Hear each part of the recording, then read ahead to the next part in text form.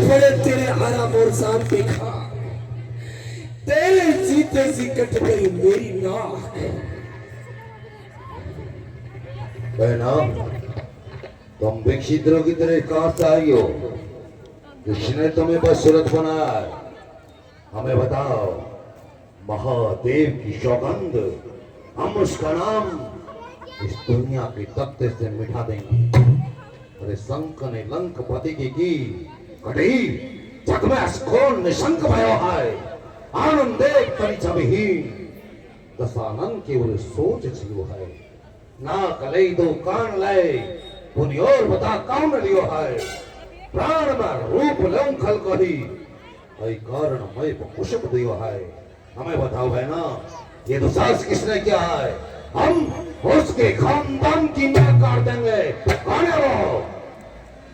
भैया भैया अपनी पंचवटी में दो तपस्वी कुमार आए हैं, साथ में एक सुंदर सी नारी लाए हैं।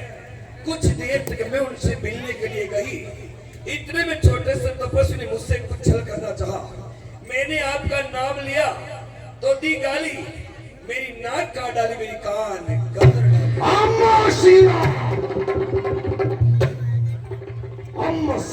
कम नाक ना हो, उनकी भी नाक नहीं रहूंगा मैं। पहचान को गिरा कर मिर्चों की ना सुने दो मैं।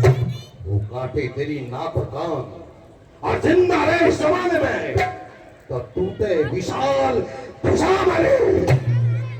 लानत है शस्त्र उठाने में, नारी की नाक काटने से, औधी नाक ओछी अबला पर रंग चलाने से। जमती था उनकी अभी नाके की सीट पर, नाके पर उन्हें रंग बल करे तो तेरे आगे बेना मैं भूमि पर नाक रंगा। लेकिन ये समाचार, ये दुराचार उस खरदूषण को नहीं कहा। अरे उसका तो वही अखाड़ा था, तो उस कुलभूषण को नहीं कहा। तो फिर भैया वे 14,000 सेना लेके गए, लेकिन बड़े तपस्वी ने एक ही बाण के अंदर सारी सेना को समाप्त कर दिया।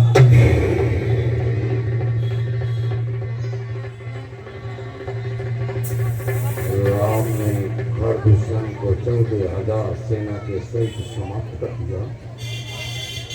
इससे तो लगता है कि ये राम कोई साधारण इंसान नहीं है,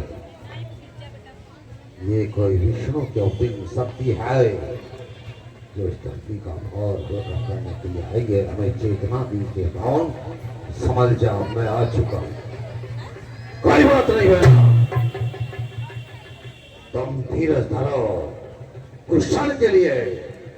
कोई बात नहीं बहना, अभी दंगत को जाता हूं, तेरी नाक के बदले मैं उसकी नारी को ले आता हूं। तुम जाओ सुकेन बेस से अपनी चिकित्सा करवाओ।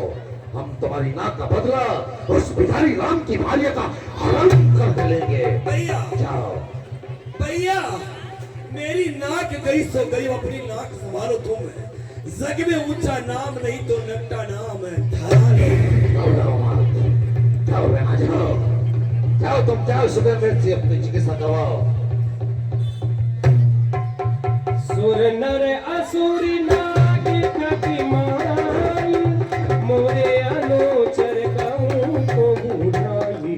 देवता दानव नाग किन्नर गंधर्व, इन सब में मेरे भाइयों के समान बल नहीं था। हर दूषण वो सब बलि बनता, दिन ही को मारे बिने भक्ति बनता।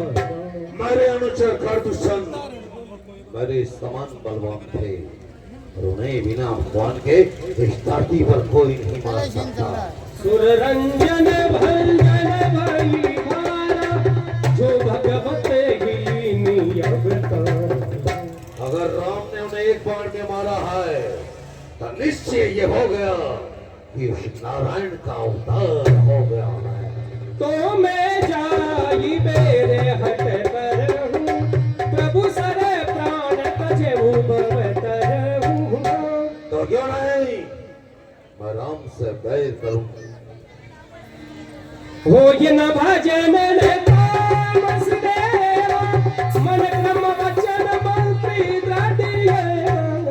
क्योंकि हमारा तामसी देह है हम राक्षस कुल में जन्मे हैं और हमसे भजन जब तक कुछ भी अच्छा नहीं लगता। जिस प्रकार उल्लू को रात्रि प्रिय हुआ करती है, उसी प्रकार हमें पाप प्रिय है। उस एक अकेली ताकत ने खरदूषण को मार दिया। इससे तो ये लगता है कि उस नारायण ने उतार दिया। खरदूषण को मारकर बतला ये युक्ति है, मैं मरूंगा उन्हीं के हाथ से जिसमें कि रावण की मुक्ति है। ये बैर नहीं अनुराग है, ये मौत नहीं ये मोक्ष है। ये सुनहरा अवसर आ गया। राम ने हमारी शर भूमि पर आकर हमें चुनौती दी है। उसने हमारी बहन को बरसुलट बनाया है। अब मैं उस राम को दर दर भटकने की विवश कर दूंगा। मैं उसकी भार्या सीता का हरण करूंगा।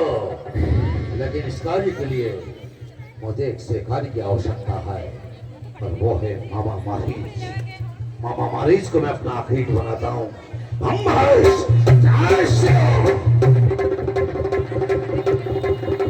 इसके बाद में लंकाधिपति राजा रावण मामा मारीच के पास में जाता है और उसको साथी बनाता है और वहां जाकर के उससे कहता है,